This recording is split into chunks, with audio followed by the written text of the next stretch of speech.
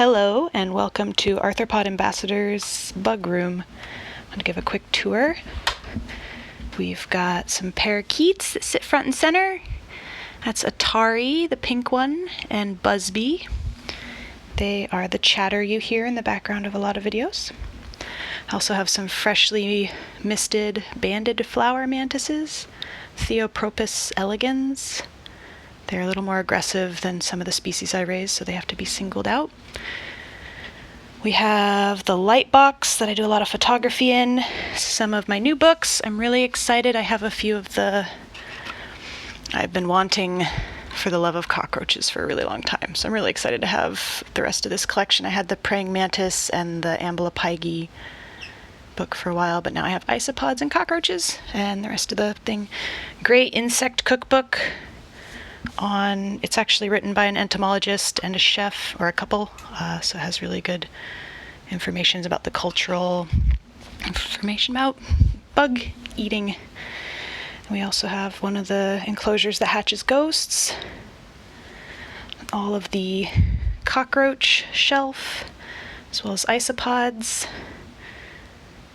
And the cockroaches are kept, there's a couple different videos with species-specific stuff, but the cockroaches are kept on a little heat tape in the back there so that half of the bin is heated. The rest of the half is a little bit colder. They usually stay 85 to 90 at the back there, keeps them breeding well. We have the mealworms, currently working on superworms. So one of the ways to have superworms pupate for you, if you have to get them into an enclosure by themselves, and then their lack of the hormones from worms around them will induce them to pupate. And once they've pupated, if you put them up here, they'll sit and wait until they turn into beetles, and then once they're beetles, they inevitably fall down into the bottom with the rest of the beetles and breed.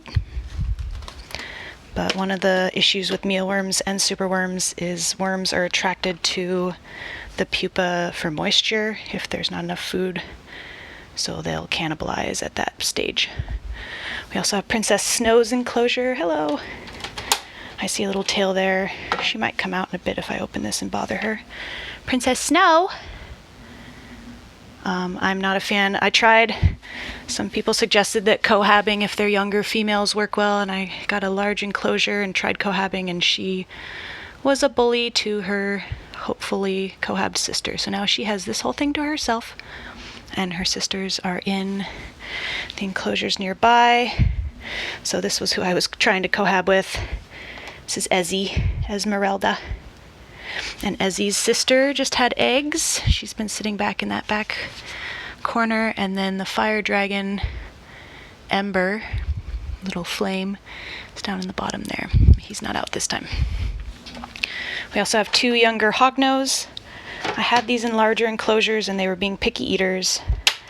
So I ended up putting them in the smaller enclosures with simpler substrate as suggested by YouTubers online and online forums, and now they're eating like pigs, so they're ready for an upgrade and also really hungry, so I need to feed them again. They haven't eaten in a few days. Oh my goodness.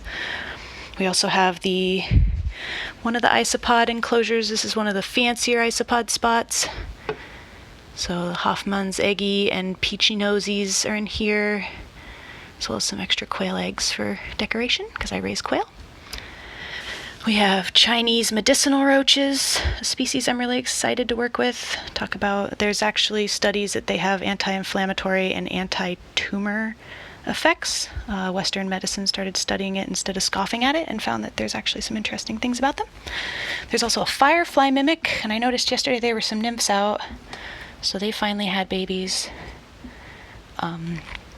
This species mimics fireflies because fireflies in their native setting are toxic, and so if this cockroach looks like a toxic insect, it'll be avoided by predators.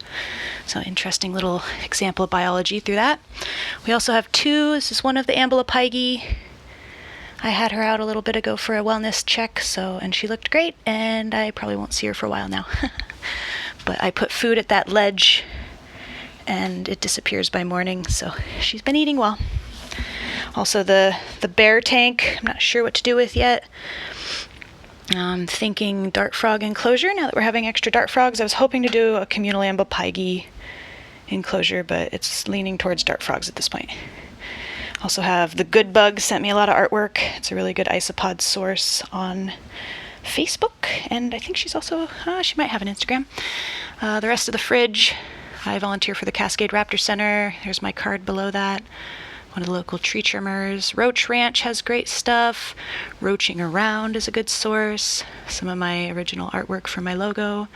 Sparky's Bird Store is up in Spokane, really great resource for rehomed and intelligent bird keepers. Shapes in Nature, yay Jesse, thank you so much. Twisted Silk Exotics is always they're at the expos that I attend, and great selection on it. Tarantula Collective, hi Richard, thank you so much. Emerald City Exotics, Evergreen State, and Space Coast Mealworms makes the mealworm sifter I use. It's a sifter that works to separate out pupa. There's a tarantula shelf. Probably should do what everybody's waiting for and do a quick feeding video, because that's always a good time.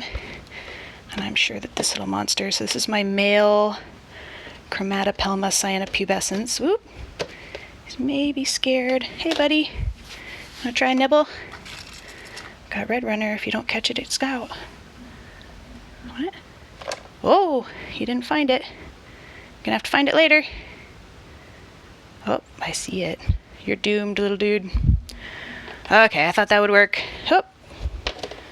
But it's like we'll have to wait until that roach makes a wrong turn.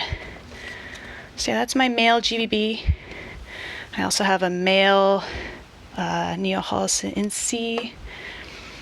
I was wondering why it was not eating, and then I realized it's a mature male. Duh. We also have a Australian rainforest mantis up here from Mantidology. Thank you so much. I'm trying to work on some sundews. They need more water and more light. I need to replant all those. Sundews work really well in humid settings to catch fungus gnats before they go under crazy chaos. So I use the sundews for that. A couple extra ghosts. Mentioned on a few occasions, my main communal enclosures are lit from underneath. That helps to get the feeders to kind of move around the enclosure, and it keeps the mantises and the flies from collecting at the lights. Keeps the roaches confused because they want to hide in the bottom, but the bottom's where all the lights are. So yeah, everything moves around a lot better when you underlight them. And what else we have? Have a couple spiny flowers in my Mantis Rack. So I found a shoe rack at a estate sale and thought to myself, boy, that looks like that fits the cups I use. It's a spiny running around right there. Hi, sweetie. So I brought it home and flipped it on its side, and it sure did. When you work with those so often, you start getting used to their size.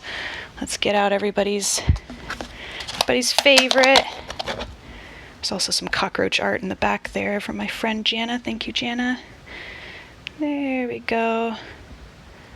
I've got 4 orchids I'm going to work with. Orchids were one of my first mantises. It ended up being a male, which was a little disappointing. But I'm going back for seconds. So we'll see how these ladies, I'm just going to call them ladies till they are. We'll see how these ones work out. One of the reasons I don't focus on mantises as a selling species, they are really expensive. You make a lot of money on them. But if you do get a male, it doesn't feel as good as when you get a female, because the females are larger. With the spinies and the ghosts, both the males and females are a similar size. They also molt a similar amount of time, so they're easier to breed. Yeah, so there we go. A little quicker, a little more upbeat. Just wanted to give everybody another look at the room I work in. The center here is the devil. Oop, she's even eaten. Devil's flower mantises. Super finicky species. I won't bother her by bumping her while she's eating. They need 100 to 115 degrees heat at their basking light and high humidity. So I bought one of these cheap greenhouses and they work really well. I also have some Nepenthes in there that's trying to get moist enough, and some cat-eye mantises. I'm really excited about working with this species. There's one at the very top. You're not going to be able to see it through the mesh. But I have a nice intro video to those too, and as they grow, they're going to be fantastic. I can't wait to show those off. Okay, there we go. There's bugs and stuff. Lots of fruit fly cultures. Those are some of the older cultures sitting under my poster. Got some new ones on the shelf. I'm experimenting with a couple new fruit fly mixes. I guess I should say what's in the fridge. All of the what you need to be a bug person. Got feeder flies, blue bottle spikes down there, as well as a whole bunch of different Repashes for all of our other reptiles. Methylparaben is the secret ingredient to fruit fly cultures that keep them nice and mold-free and stink-free. Hey, there's another secret. Okay, that's enough of my secrets. Have a great one, guys. Thanks for watching. Shout out Tarantula Collective. Thank you so much. And yeah, if you have any species you see here and want more detail on, let me know. I love having ideas for new videos. Thanks.